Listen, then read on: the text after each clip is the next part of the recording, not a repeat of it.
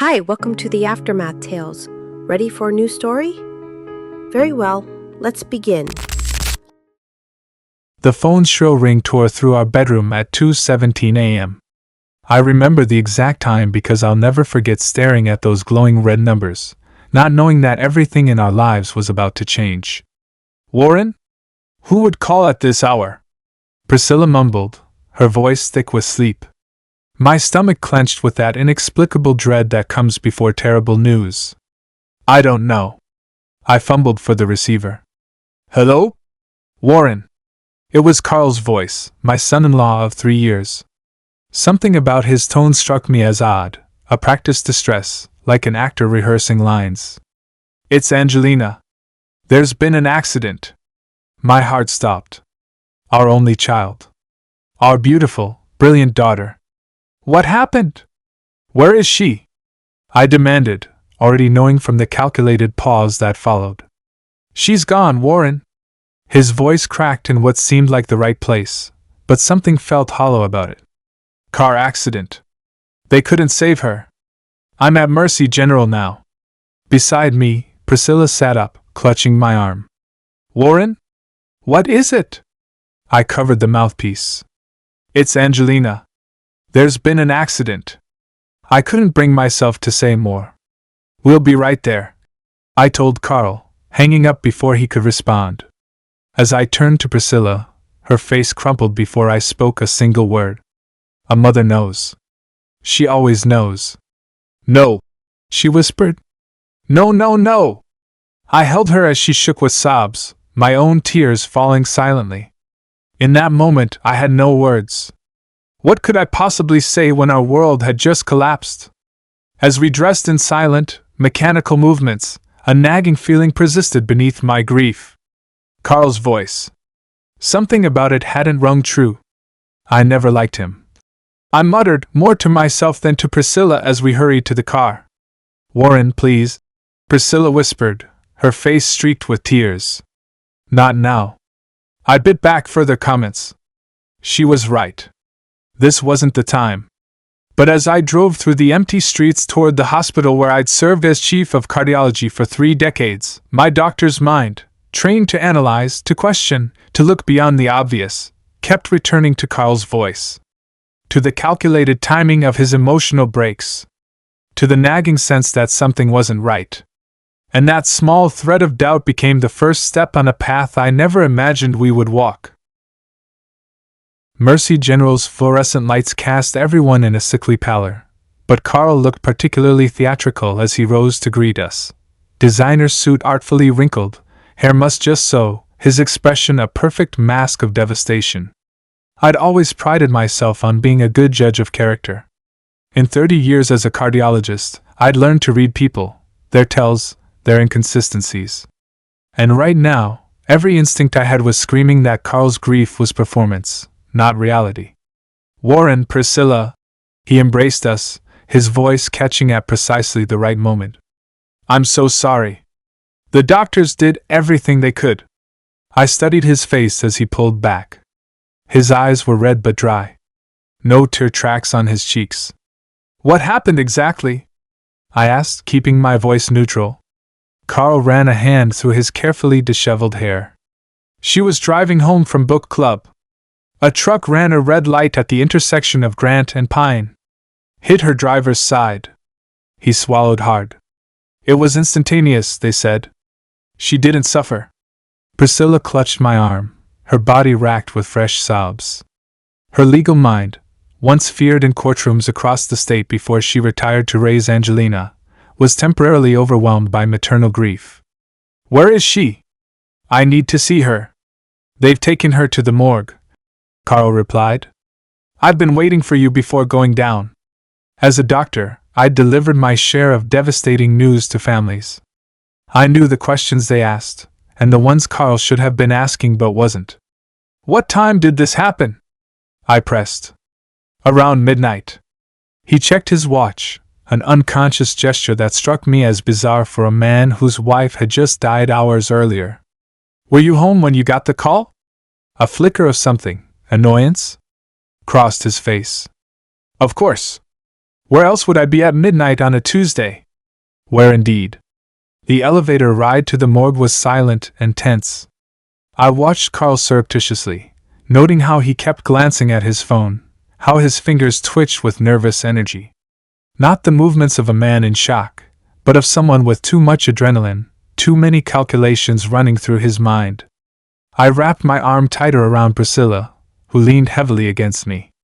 My grief was a physical pain in my chest, but now it was tangled with something else, a cold, growing suspicion that refused to be silenced. The morgue attendant's demeanor changed instantly when he saw me step off the elevator. His professional detachment gave way to deference bordering on fear. "Dr.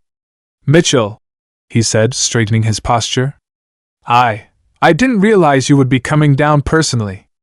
Carl looked between us, momentarily confused by the shift in atmosphere. "Dr.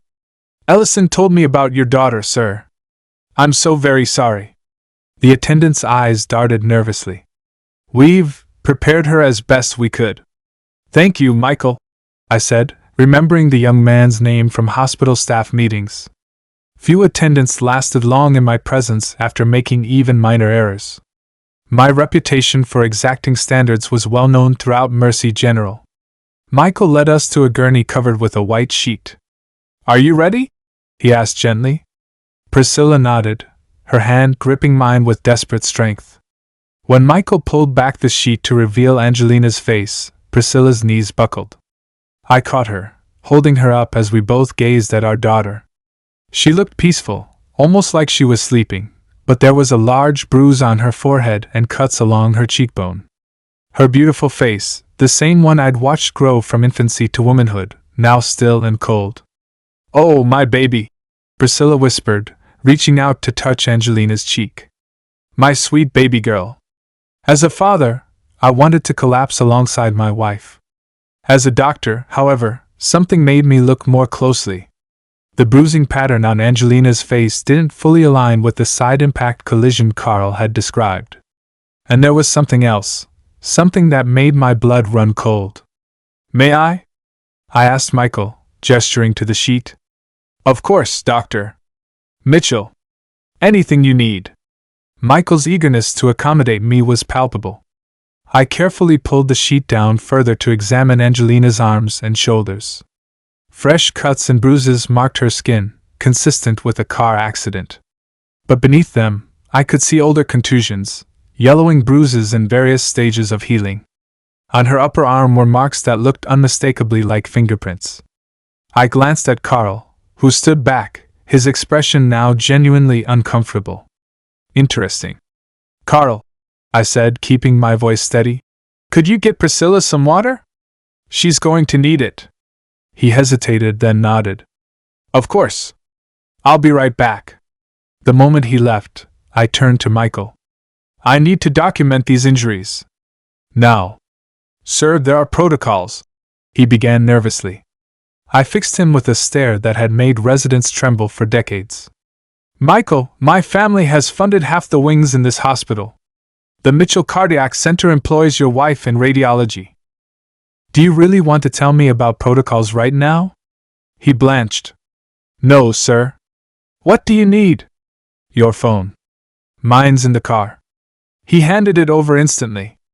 I quickly photographed the suspicious bruising patterns, making sure to capture the older injuries that predated the accident. Years of methodical medical documentation guided my hands as I created a visual record. "Thank you," I said, returning the phone. "These images never existed, understood?" Michael nodded rapidly. "Yes, sir. Never existed." Carl returned with a paper cup of water just as I finished and covered Angelina again. "Here you go, Priscilla," he said, handing her the cup. "Thank you, Carl," she murmured, her eyes never leaving our daughter's face. I squared my shoulders. "I want a full autopsy." Carl's head snapped up. "What?" "Warren, that's not necessary. It was a car accident." "I'm a doctor, Carl. There are inconsistencies in her injuries that raise questions." "What inconsistencies?" "It was a car crash." His voice rose slightly, the first genuine emotion I'd seen from him, Irritation. There are older bruises, Carl. Ones that predate tonight. His face darkened. Are you suggesting something? I'm not suggesting anything yet. I'm requesting an autopsy as her father and as a physician with concerns about these injuries. Carl stepped closer to me, his voice low and threatening. She's my wife. I have the legal right to make these decisions. I met his gaze steadily. And she's my daughter. I'll involve the police if necessary. Priscilla looked between us, her grief momentarily giving way to confusion. What's going on, Warren? Priscilla, I said gently. Angelina has older injuries. Bruises that happened well before tonight. She turned to Carl, her expression shifting from confusion to dawning horror. What did you do to my daughter? Nothing. This is insane. Carl protested, but there was sweat beading on his forehead now. She was in a car accident. Carl. Priscilla's voice was suddenly steel, reminding me of the fierce prosecutor who had put away hardened criminals with ruthless efficiency. I want to go to your house. I want to collect some of Angelina's things. Carl hesitated. Now? It's the middle of the night. Yes, now, she insisted. Unless you have a reason we shouldn't? After a moment's hesitation, Carl fumbled in his pocket and produced his house keys. Fine. Third key is the front door. As Priscilla took the keys, I noticed a slight tremor in Carl's hand. My first concrete indication that the polished facade was beginning to crack.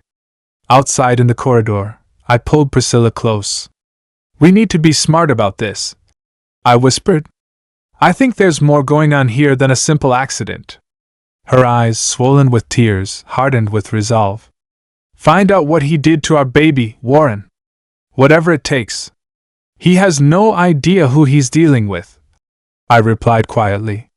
And that's exactly how we're going to destroy him. Carl and Angelina's house had always felt like a showroom to me, too perfect, too sterile, lacking the warm chaos of a truly lived-in home. As Priscilla and I entered, that sensation was even stronger. Everything was immaculate, from the precisely arranged throw pillows to the untouched countertops in the kitchen. This doesn't feel right, Priscilla whispered. If he was home when he got the call, why does everything look so pristine? Wouldn't he have rushed out, left things disturbed? My wife, always perceptive. Before retiring to raise Angelina, she'd been one of the state's most formidable prosecutors, known for picking apart inconsistencies that others missed. Good question. Let's check their bedroom. The master suite was equally perfect. Bed made with military precision, no clothes tossed aside in haste. On Angelina's nightstand sat a book with a bookmark neatly inserted, a half-empty glass of water, and a framed photo of their wedding day. I picked up the photo, studying my daughter's smiling face. Had she been happy then? Or had the abuse already started? While Priscilla went through Angelina's jewelry box, selecting pieces that held special memories, I scanned the room for anything unusual. The corner of what looked like a book protruded slightly from beneath the mattress on what must have been Angelina's side of the bed. Careful not to disturb anything else, I pulled it free. A leather-bound journal with my daughter's initials embossed on the cover. I called softly. Look at this. She joined me as I opened the journal. The handwriting was unmistakably Angelina's, the same precise penmanship I'd admired since she was a schoolgirl. The first entries were mundane, daily activities, small moments of joy, work accomplishments. But as we flipped further, the tone changed drastically. April 15th, Carl threw his phone at the wall today when I asked about the text from Rebecca. Said I was paranoid, that she's just a colleague. When I pressed, he grabbed my wrist so hard it left marks. Said if I ever accused him again, I'd regret it. He's never been violent before. I don't know what to do. My hands trembled with rage as I turned the page. May 22nd, Carl apologized for last week. Bought me diamond earrings. Said he'd never hurt me again. I want to believe him. He cried. Said work stress is getting to him, that the new account with Rebecca's firm is high pressure. I should be more understanding. June 3rd, another fight. This time about Rebecca calling after midnight. Carl said I was crazy for thinking anything was going on. He pushed me into the dresser when I tried to see his phone. My back is bruised badly, but he says I bruise easily because I'm clumsy. Maybe he's right? Dad would be so disappointed if he knew how weak I've become. I had to pause, my vision blurred with tears and fury. Oh, baby girl. I would never have been disappointed in you. Never. Priscilla's face had gone white. She never said a word. All those times she canceled plans last minute, all those sunglasses indoors, the long sleeves in summer. We kept reading, each entry more devastating than the last. September 8th, Rebecca called the house today. When Carl wasn't home. Said she needed to talk to me. She knows something's wrong, offered to help. I hung up. I'm too ashamed. October 10th, found receipts from the Mayfield Hotel in Carl's suit. Same night he said he was working late. Called the hotel. They confirmed he's been there regularly with Miss Peterson. Rebecca. I confronted him with proof. He didn't even deny it. Just laughed.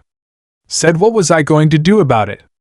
October 12th, told Carl I want a divorce. He laughed and said no one would believe anything I said against him. That Dad was just a small-town doctor, and he had the best lawyers money could buy. Said he'd make sure I never saw Mom and Dad again if I tried to leave. Said he'd destroy Dad's reputation at the hospital. I feel so trapped. October 15th, Carl's acting strange today. Suddenly kind. He gave me wine. Keeps checking his watch. Says there's a last-minute book club meeting tonight, but I don't remember one being scheduled. Something feels wrong. I'm going to call Mom after he leaves for his work dinner. I need to get out. I can't take this anymore. The final entry. The day she died. I closed the diary, my grief transforming into cold, implacable rage. The accident. It wasn't an accident. You think he... Priscilla couldn't finish the sentence. I don't know exactly what happened yet. But I'm going to find out. I slipped the diary into my jacket pocket. We need to be careful, Pri. Carl has money and connections. But he has no idea who we really are.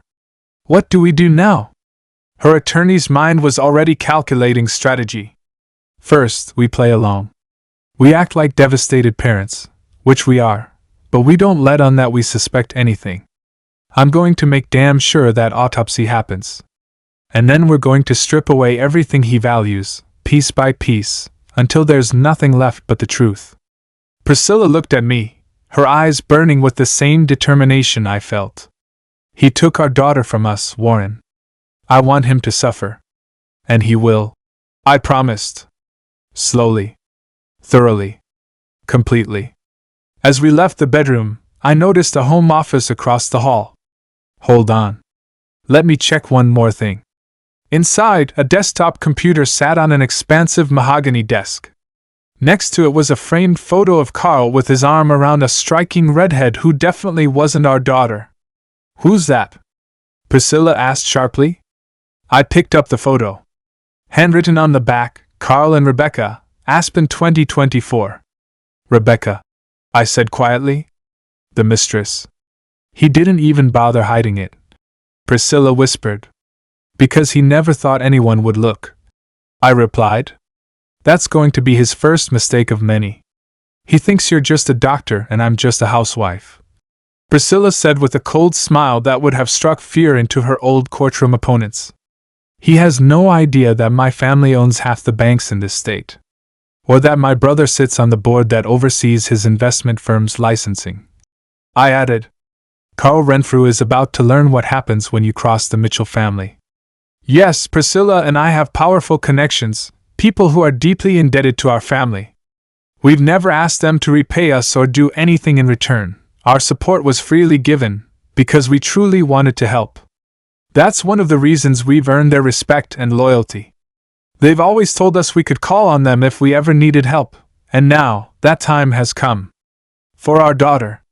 Carl has no idea what's coming, but he'll find out soon enough. And when he does, he'll realize that not even his powerful connections would dare to cross my family. Not now, not ever. 3 days later, Priscilla and I sat across from Carl at Evergreen Funeral Home. The funeral director, James Morello, an old friend of mine from medical school who'd chosen a different path, had agreed to meet with us privately. "I think we should have an open casket," Carl announced, his tone authoritative. "Everyone should see how beautiful she was one last time." I studied him, noting the expensive new suit, the fresh haircut, the manicured nails. Not exactly the appearance of a man drowning in grief. "James says her injuries are quite extensive," I countered. "It might not be feasible. Surely they can use makeup," Carl insisted. "I want to see her one more time." The possessiveness in his tone made my skin crawl. Even in death, he wanted to control how Angelina was presented to the world. "Speaking of seeing her," I said carefully, "the medical examiner contacted me about the autopsy results." Carl's posture stiffened immediately. "You went ahead with that? Without consulting me?" "As I told you at the hospital, I had concerns as both her father and a physician. I have certain rights in this situation." "What did they find?" Priscilla asked, her voice steady despite the tremor in her hands. "Nothing conclusive yet," I replied. "But they noted multiple healed fractures that were never treated medically. Ribs, wrist, even a hairline fracture in her jaw." I watched Carl carefully. Injuries consistent with long-term physical abuse. A flash of panic crossed his face before he regained his composure. "That's absurd. Angelina was always active, tennis, hiking. She had falls. She never mentioned any falls serious enough to break bones," Priscilla said quietly. "Well, she wouldn't want to worry you," Carl snapped, his mask of grief slipping to reveal irritation. I leaned forward slightly. "That's interesting, because we found her diary." The color drained from Carl's face. "What diary?" "The one where she documented everything. Every time you hurt her. Every apology. Every threat." I kept my voice low, conversational. "Every detail about Rebecca." Carl stood abruptly, knocking his chair back. "This is preposterous. I loved my wife. You're grieving, looking for someone to blame." "We've taken the diary to the police," Priscilla said calmly, "along with photos of the bruises Warren documented at the morgue." "You can't prove anything," Carl hissed, leaning down toward us. "It was a car accident. The truck driver has already admitted fault." "Has he?" I raised an eyebrow. "Because I spoke with Detective Ramirez this morning. The truck driver says the light was green when Angelina's car unexpectedly sped through the intersection. And there were no skid marks from her car. Almost as if she didn't try to stop. Or as if she was already unconscious," Priscilla added softly. Carl's face contorted with rage. "You think you're so smart? You have no idea who you're dealing with. I have friends in this town. Powerful friends." "So do I," I replied evenly. 30 years as the chief of cardiology at Mercy General buys a lot of goodwill. Everyone from the police chief to the district attorney has been my patient at one time or another. What I didn't mention was that the current district attorney had been Priscilla's protégé, that my family had donated the funds for the police department's new forensics lab, or that the state medical examiner was my second cousin. Carl still thought he was dealing with a simple doctor and his homemaker wife. His arrogance would be his undoing. Carl grabbed his coat. "This meeting is over. My lawyers will handle all further communication regarding funeral arrangements." As he stormed out, James looked between us, bewildered. "What was that about?" "Justice," I said simply. "For my daughter." After he left, James leaned in. "Warren, Priscilla. I've known you both for 30 years. What do you need from me?" "Make sure the funeral is perfect, James," Priscilla said. "But also slow walk any paperwork Carl submits. We need time." James nodded without question. The Mitchell family had helped fund his business when the banks wouldn't. His loyalty was absolute. "Consider it done." It took 3 days to find Rebecca Peterson. She wasn't listed in any public directories, and Carl had been careful to keep her name off most documents. But a man with secrets often makes mistakes, and Carl had made several. The receipt from the Mayfield Hotel mentioned in Angelina's diary was my first lead. The hotel manager, whose mother's life I'd saved during a massive heart attack last year, was more than willing to check records for me. Dr. Mitchell, Mr. Renfrew is indeed a regular guest. Usually with a Miss Rebecca Peterson. She's a pharmaceutical sales representative for Axiom Biotech. I thanked him and hung up, turning to Priscilla. We have a name and employer. One phone call from Priscilla to her brother, who sat on Axiom's board of directors, gave us an address. And so, 1 week after my daughter's funeral, which Carl had attended playing the devastated widower to perfection, Priscilla and I found ourselves parked outside a luxury apartment complex across town. Are you sure about this? Priscilla asked, her hands fidgeting with her purse. No, I admitted. But we need to know if she was involved. Rebecca Peterson lived in apartment 1103. She answered on the second knock, tall, strikingly beautiful, with long red hair and the kind of confidence that comes from knowing the effect you have on people. Her eyes widened when she saw us. Dr. and Mrs. Mitchell? Miss Peterson, I said evenly. May we come in? We'd like to talk about Carl. And our daughter. She hesitated, then stepped back. You'd better come inside. Her apartment was stylish but lived in, unlike the staged perfection of Carl and Angelina's home.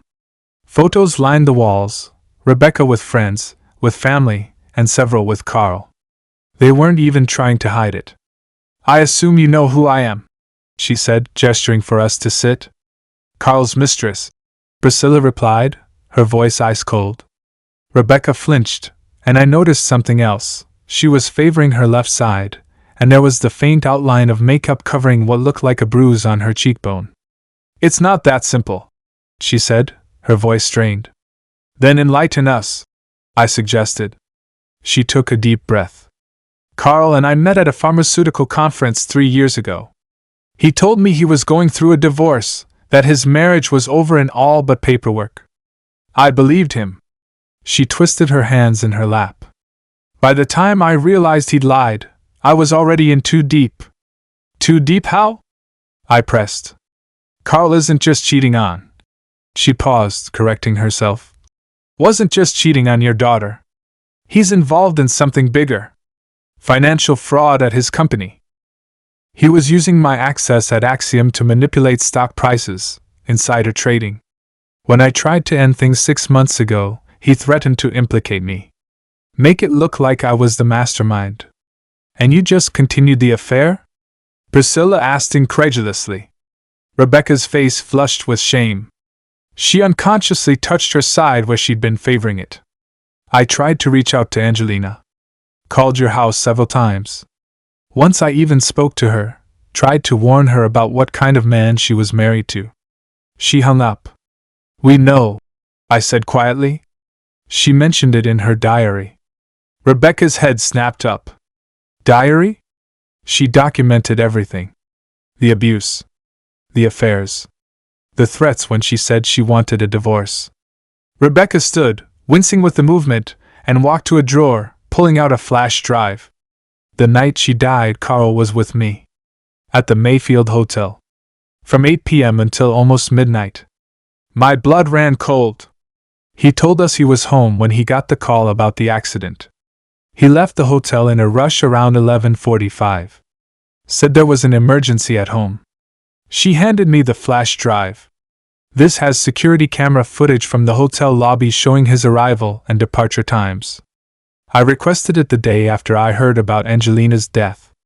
Something felt wrong. Why are you giving us this? Priscilla asked. Rebecca's eyes filled with tears. Because I may have been sleeping with your daughter's husband, but I never wanted her hurt. When I saw the news about the accident, I just knew Carl had something to do with it. I've been too afraid to go to the police. And now? I asked, noticing again how she kept protecting her left side. Now I'm terrified. 2 days ago, Carl came to see me. Said now that Angelina was gone, we could be together openly once things settled down. When I asked what happened that night, he got angry. Violent. She pulled up her sleeve to reveal fresh bruising around her wrist, then reluctantly lifted her blouse to show an ugly bruise spreading across her ribs. Said I needed to be a good girl and stick to the story that he was home all evening. I exchanged a look with Priscilla. This was better than we'd hoped. Rebecca, I said carefully, would you be willing to make a statement to the police? She hesitated, then nodded. On one condition: protection from Carl. And immunity for the financial crimes. I have documents proving he was the mastermind. I'll speak with Detective Ramirez, I promised. If you help us nail Carl for what he did to our daughter, I'm sure arrangements can be made. As we left, Rebecca called after us. Dr. Mitchell? I'm truly sorry about Angelina. She deserved better. I nodded stiffly, unable to forgive this woman completely, but grateful for her help. In the car, Priscilla turned to me. Do you trust her? Not entirely, I admitted. But she's given us something valuable. Proof that Carl lied about where he was that night. And if she has documentation about financial crimes, we can use it to put pressure on him. Priscilla finished, already calculating the legal strategy as if she were back in the courtroom. I'll call Marcus at the DA's office. And Richard at the SEC. And I'll speak with Victor at the FBI. I added. My cousin's son headed the Financial Crimes Division. Another connection Carl knew nothing about. The noose is tightening, Priscilla said with grim satisfaction. 2 days later, as I was finishing rounds at the hospital, my private line rang. It was the emergency room number. Dr. Mitchell. I answered. Dr. Mitchell, this is and from ER. We have a Rebecca Peterson here. She's asking for you specifically. I frowned. What's her condition? Multiple contusions, possible fractured cheekbone, defensive wounds on her arms. She says she was attacked in her home? My blood ran cold. I'll be right there. When I arrived at the ER, the staff parted before me like the Red Sea. The new resident on duty, a young doctor I barely knew, blanched when I approached the nurse's station. Dr. Mitchell, sir. I didn't realize you were coming down personally. Rebecca Peterson. Where is she? Room 4, sir. We were just about to. I brushed past him without waiting for the rest. When I entered room 4, I found Rebecca lying on a gurney, her face badly swollen, one eye completely shut. She was hooked up to N4, her breathing shallow. It's Carl, she whispered when she saw me. He found out I talked to you. I picked up her chart, scanning it quickly. What happened? He was waiting when I got home from work. Said he knew I'd betrayed him. A tear slipped from her good eye. He said I'd end up like Angelina if I didn't keep my mouth shut. The nurse who had followed me and looked alarmed. Should I call security? No, I replied. Call Detective Ramirez at the precinct. Tell him Dr. Mitchell needs him here immediately. The nurse nodded and hurried out. Rebecca, I said gently, I need to know exactly what Carl said about Angelina. It's important. She swallowed hard, wincing at the pain. He said no one would ever prove what he did. That he'd planned it perfectly. Put something in her wine, waited until she was out cold, then drove her car to that intersection. Said he jumped out before the truck hit. Cold fury washed through me.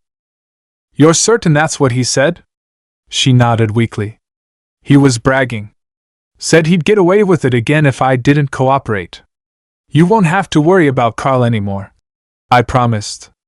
I'm going to have you transferred to the private wing under my direct care. Around-the-clock security. Why would you help me? She asked, confusion in her eyes. After what I did with your daughter's husband. Because my daughter would have wanted me too, I replied simply. And because you're going to help me destroy the man who killed her. Carl Renfrew woke to an insistent pounding on his front door. When he opened it, bleary-eyed at 6:17 a.m., he found himself facing two severe-looking men in suits. Mr. Renfrew? The taller one asked. I'm Agent Chen, this is Agent Dawson. FBI Financial Crimes Division. We have a warrant to search these premises and seize financial records related to Renfrew Partners and your personal accounts. Carl's face drained of color. This is ridiculous. On what grounds? Agent Chen handed him a document. The warrant specifies the details. Please step aside, sir. As agents streamed into his home, Carl frantically called his lawyer, only to receive voicemail. His second call, to his firm's general counsel, was answered with disturbing news. Carl, the FBI is here too. They're seizing everything. What the hell is going on? I don't know, Carl hissed. Call Judge Reynolds. He'll put a stop to this. I tried. His clerk says he's recused himself from anything involving you. Something about a conflict of interest. Carl ended the call, panic rising. Judge Reynolds had been his ace in the hole, a jurist he'd cultivated with expensive gifts and favors. If Reynolds was backing away. Then his phone rang. Rebecca. Hey. Where are you? He demanded. The FBI is at my house. I can't talk, Carl, she said, her voice shaking. They know everything. What did you do? He snarled. Nothing yet. But they know, Carl. They know everything. Then the line went dead. 3 hours later, after watching agents box up his computers, files, and even his phone, Carl drove to his office, only to find it surrounded by news vans. A reporter thrust a microphone in his face as he tried to enter the building. Mr. Renfrew, can you comment on the SEC investigation into your firm? Is it true that over $30 million in client funds have been misappropriated? Carl pushed past without answering, his mind racing. How had this happened so quickly? Who could have orchestrated this? His mind is racing, he couldn't understand what the heck is going on. His executive assistant met him at the elevator, her expression tense. Carl, the partners are waiting in the conference room. They've called an emergency meeting. When he entered the conference room, the hostility was palpable. His 5 partners sat around the polished table, their expressions ranging from fury to disgust. Carl, Gregory Asher, the senior partner, spoke first. We've been informed that every one of our major clients has received a letter from their personal attorneys suggesting they review their accounts for irregularities. Carl felt the floor tilt beneath him. Who would? Furthermore, another partner cut in. Bancroft Trust called. They're freezing all our business loans pending a full review of our books. Bancroft? Carl's voice cracked. But Benjamin Bancroft is my golf buddy. Was, Asher corrected coldly. He says his family's law firm will no longer represent us. Something about connections they won't violate. Carl sank into the nearest chair, his mind racing. Bancroft, that was Priscilla's maiden name. Oh my God, Priscilla.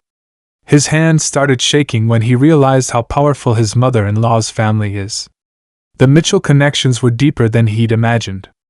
We're voting you out, Carl, Asher concluded. Effective immediately. You have 1 hour to clear out your office, and you're not to contact any clients. Consider this your official notice of termination. Over the next 2 weeks, Carl watched his life systematically dismantle itself. His bank accounts were frozen. His investment portfolios were seized. His Porsche was repossessed. Apparently the loan had been quietly called in by a subsidiary of Bancroft Trust. His country club membership was revoked due to concerns about financial impropriety. His favorite restaurants suddenly couldn't find his reservation. Even his dry cleaner refused to release his suits until previous bills were paid in full. And through it all, he couldn't reach his usual fixers. Judge Reynolds had retired. For health reasons. His lawyer was suddenly unreachable, having taken on a high-profile case that required his full attention. His private investigator had mysteriously lost his license. The only constant was the growing police interest in Angelina's death. Detective Ramirez seemed to appear everywhere, asking questions, taking notes, building a case with the methodical patience of a spider spinning its web. Then came the night the walls truly closed in. I was in my study at midnight when the call came through. The voice was broken, slurred with alcohol, but unmistakable. "You did this," Carl said. "You and your bitch wife." "Hello, Carl," I replied calmly. "I was wondering when you'd call. You think you're so clever. Using your connections, turning everyone against me." "I didn't need to turn anyone against you, Carl. You did that yourself the night you murdered my daughter." "I didn't," he started, then caught himself. "It was an accident. There's no one listening on this line, Carl. Just you and me. The recording starts after the beep." I pressed a button on the device I'd had installed the day I decided Carl would pay. "Tell me what really happened that night." For a moment, there was only breathing. Then, the floodgates opened. She wouldn't shut up about Rebecca. Kept saying she'd tell everyone that she had proof. I panicked. His words slurred together. "The divorce would have cost me millions. Rebecca knew about the money I'd moved. It could all come out." "So you drugged her wine?" I prompted. "Ambien. 2 pills. Then more. I just wanted her quiet, compliant. But she kept saying she'd call her parents, that you'd believe her." A bitter laugh. "Her father, the great Dr. Mitchell. She thought you could fix everything. And then? I waited till she passed out. Put her in the car. Drove to that intersection. I knew the light sequence, timed it perfectly with the truck. Slipped the car into neutral, jumped out just before impact." He was crying now. "I never meant to kill her. I needed it to look like an accident." "Where were you when the police called?" "A payphone 3 blocks away. Called myself from my office voicemail to establish the timeline." I felt a strange calm settle over me. After weeks of careful planning, here was the confession I needed. "Carl?" "What?" "This call wasn't about confession. This line is tapped. Detective Ramirez and his team are at your door right now." The line went dead.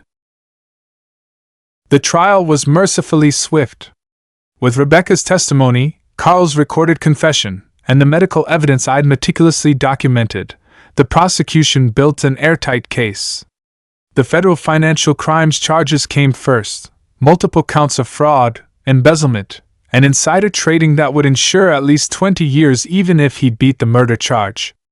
But the murder charge stuck too. The combination of premeditation, financial motivation, and Carl's own admission proved impossible for even his new public defender to counter. His wealth had evaporated, taking his expensive legal team with it. Priscilla and I sat quietly throughout the proceedings, never showing emotion, never making scenes. We were the grieving parents who sought only justice, nothing more.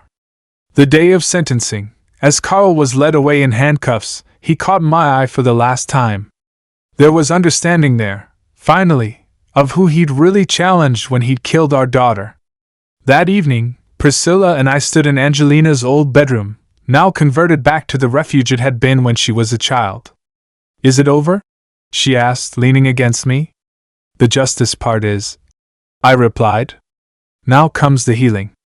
But as I held my wife, I reflected on the truth we both learned. When you have power, real power, built over generations, woven through institutions and relationships, it doesn't announce itself.